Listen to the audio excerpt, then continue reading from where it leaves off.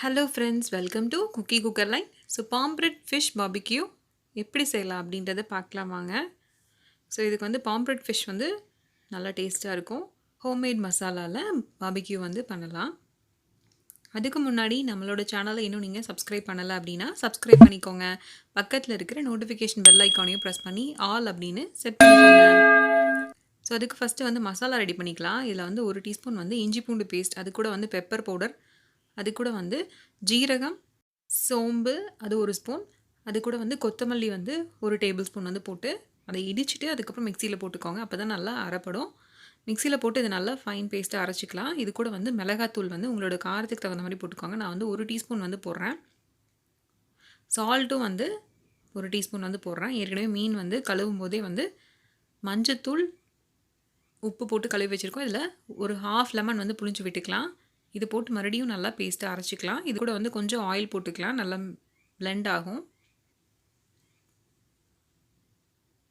So இதை நல்லா கலந்துட்டு ஏற்கனவே மஞ்சள், உப்பு போட்டு மீன் நல்லா கழுவி வச்சுருக்கோம். அதில் வந்து இந்த மசாலா பேஸ்ட்டை வந்து நல்லா போட்டு மிக்ஸ் பண்ணிக்கலாம்.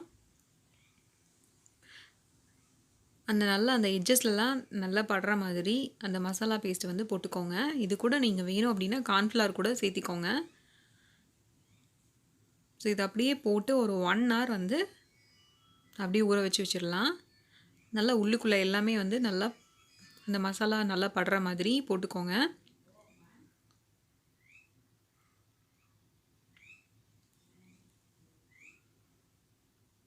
உங்களுக்கு காரத்துக்கு தகுந்த மாதிரி நீங்கள் வந்து மிளகாத்தூள் வந்து போட்டுக்கலாம்.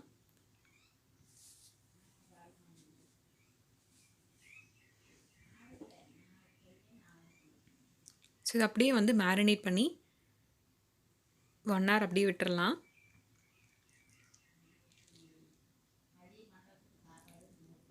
இப்போ நம்ம மீனோட மசாலா வந்து ரெடி பண்ணியாச்சு.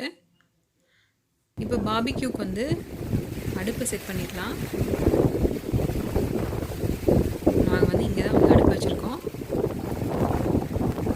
அடுப்பில் வந்து ஏற்கனவே வந்து நான் கறி வந்து போட்டு வச்சுருக்கோம். அடுப்பு வந்து ரெடி ஆகிடுச்சு.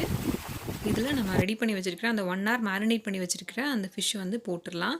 அதில் எக்ஸஸாக அந்த மசாலா இருக்குல்ல, அந்த மசாலாவையும் இது மேலேயே போட்டுடலாம். அடுப்பு கறி வந்து நாங்கள் மரத்தை வந்து எரித்து அதை வந்து யூஸ் பண்ணியிருக்கோம்.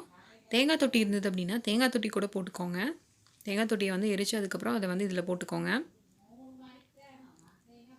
பாபிக்யூக்கு வந்து இந்த அடுப்பு இருந்தது அப்படின்னா இதை யூஸ் பண்ணிக்கோங்க. இல்லை அப்படின்னா நீங்கள் வந்து செங்கல் வச்சு அதுக்கு மேலே கம்பி வச்சு இதே மாதிரி அடுப்பை செட்டப் பண்ணிக்கலாம். அப்படி உங்களுக்கு இடம் இல்லை அப்படின்னா நீங்கள் வந்து இதை அப்படியே தவாலையே போட்டுக்கலாம்.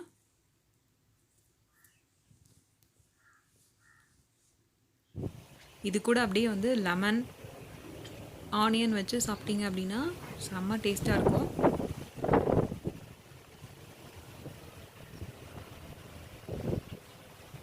ஒரு சைடு வந்து நல்லா குக் ஆகிருக்கு, இன்னொரு சைடு திருப்பி போட்டுக்கலாம். இந்த ஃப்ளேவரே உங்களுக்கு நல்லாயிருக்கும்.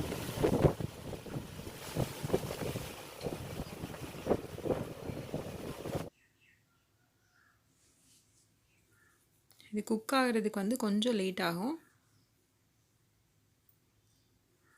டைரக்ட் ஃபயரில் வச்சிங்கன்னா டக்குன்னு ஒரு 5 to 10 minutesலேயே வந்து இது குக் ஆயிரும்.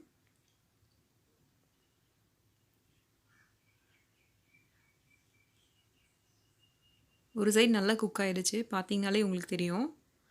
அதை அப்படியே எடுத்து இன்னொரு சைடு திருப்பி போட்டுக்கலாம்.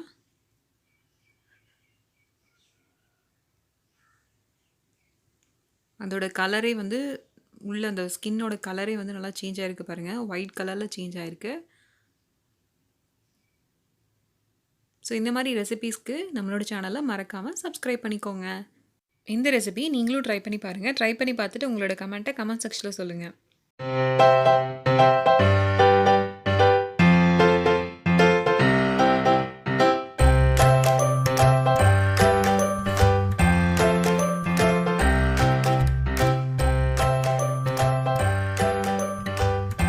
வீடியோ உங்களுக்கு பிடிச்சிருந்தது அப்படின்னா லைக் பண்ணுங்கள், கமெண்ட் பண்ணுங்கள். மறக்காமல் உங்களோட ஃப்ரெண்ட்ஸோட வந்து ஷேர் பண்ணிக்கோங்க.